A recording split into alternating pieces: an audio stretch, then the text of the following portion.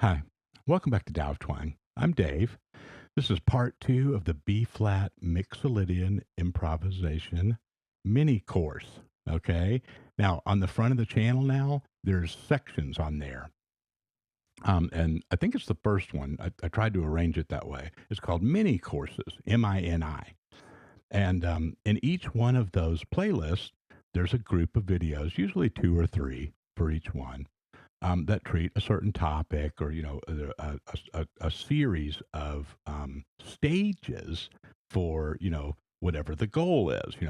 Improvising over a major scale, improvising over using a MIXOLYDIAN scale and feel. Okay, so we did one of these on the major scale. It was in the key of E. We're in B flat MIXOLYDIAN today and throughout this series, but we did one. And I got really good feedback about it. Some people really were, pretty adamant that they had, real awakenings and stuff doing it. And so that really inspired me to keep going in this direction.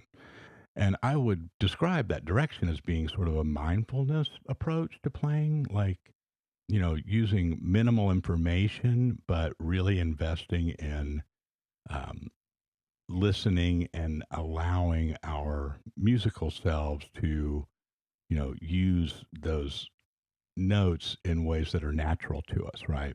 Rather than me showing you licks and you trying to copy them and so forth. And we're going to do some of that too. We still like to have our rock and roll fun, right? But this is kind of another area that I think will be helpful to work out in, right? And it's ear training. It's self-teaching, right? It's holistic. So, today we're going to add we're using the MIXOLYDIAN stuff, and we're kind of mix in just some minor pentatonic stuff with it, okay? So we had a diagram for that B-flat MIXOLYDIAN scale the other day.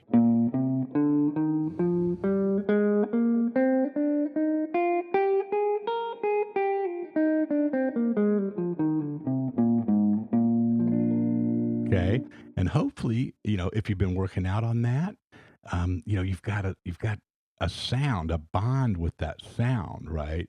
Not just a memorization of the dots on the grids or whatever. Okay, I did put the diagram over the outro, over the practice loop, right? Each one of these videos has a practice loop at the end for you to practice these skills with. But pry yourself away from that thing pretty quick once you got it under your fingers, and that way you're freeing up your resources to pay attention to the sound and the music that you're making, not just the iconic aspect of what it looks like. Okay, so let's jump right in here, and I'll just show you what we're adding today and go from there. So let's look at the progression real quick. B flat. It's mainly a B flat jam. A flat, E flat.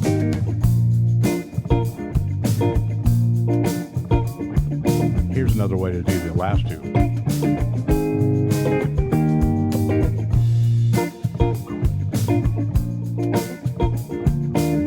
Okay, go back to your chords, warm up on them, but go back to them when you're playing over the backing tracks too. So, let's warm up on a little MIXOLYDIAN.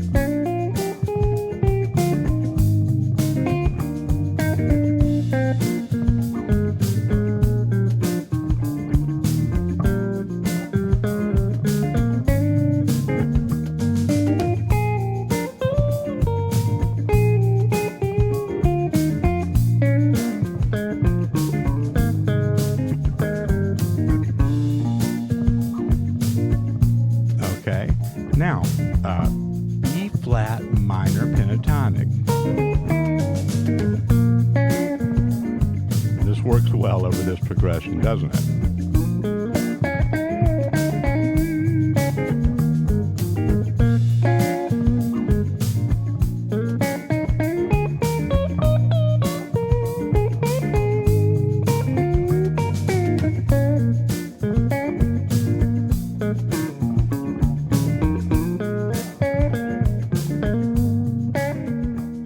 Okay.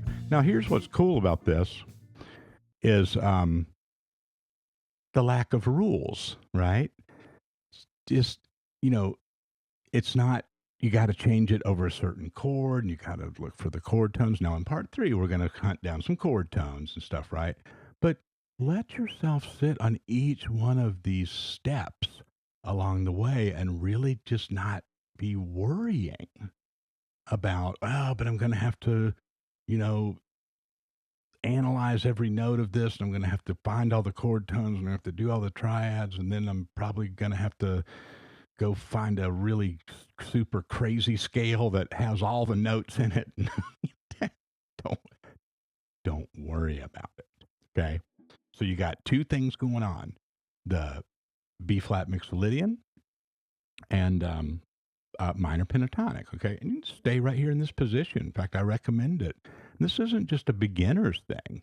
This is a challenge for any of us if we really kind of stop, you know, um, you know, thinking about the next thing we're going to do all the time, and how we're going to cram all the skills into one jam, and just really let this, these few notes soak into our brains and our bodies, right?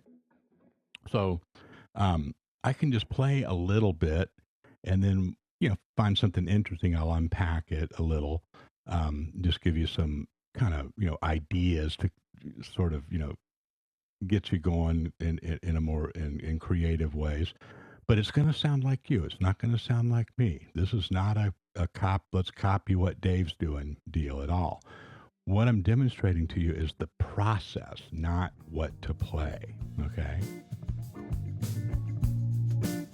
Plenty of time for that later, don't worry. So I might.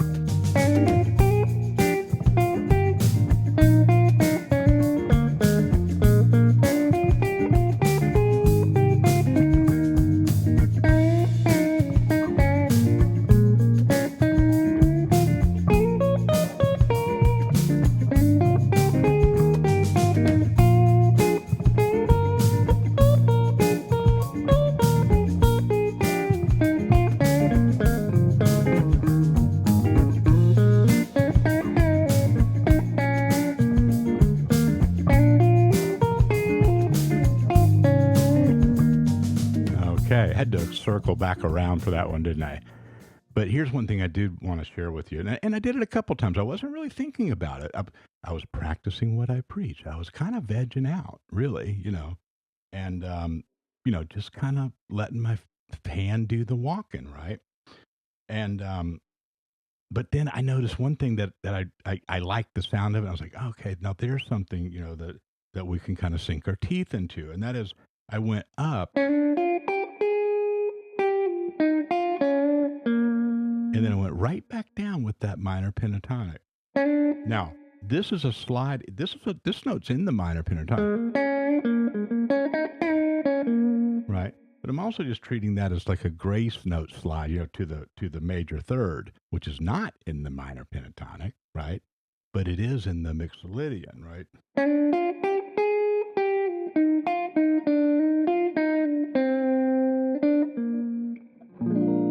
Okay, so I'll go up. And then right down with that blues scale, just right next to each other like that, in the same lick, right? So I get a lot of questions like, where do I switch from the major to the minor pentatonic? Where do I change it from this scale to that scale? Well, good questions. And sometimes there's different answers, but a lot of times the answer is wherever your ear leads you, wherever it works out, right? And I don't want to say that to sound blasé or, oh, go figure it out on your own or something. But, I'm telling you, the secrets that are being revealed and the promises and, this, the clickbait and all, it's good information. It's not, I don't mean it that way, but it's not going to solve all your riddles. There is no super scale or whatever. I mean, it's fun to think about, and it's and it's cool ways to promote things, but it's all just real stuff. Just get in there and wander around, and you'll find it. It'll find you if you're open to it. So that's a good little tip.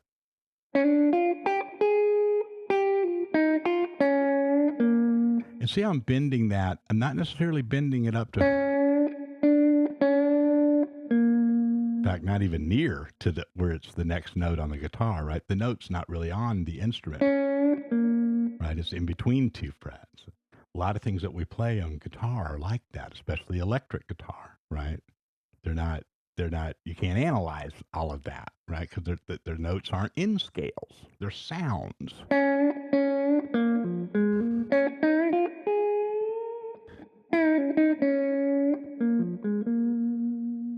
Right? Tab doesn't do it justice. Analysis doesn't do it justice, right? Trust your ear. Start doing it today, right? Take in all the information and listen to the theories from those who have worked them out well and really know what's going on with stuff. But don't let that be your voice of reason. You only have that's it. It's music, right? It's not just math. So that's a good little idea. And then just, stay in a zone that's comfortable for you and just mess around with those two scales. Let it steep. Let it soak in, okay? And then in part 3 in a day or two, we'll put together something where we're kind of, we're mapping it out, and we'll talk about chord tones a little bit and get you to where you can really improvise, a nice, interesting solo over the simple progression. Let me know how it goes. I'll talk to you soon.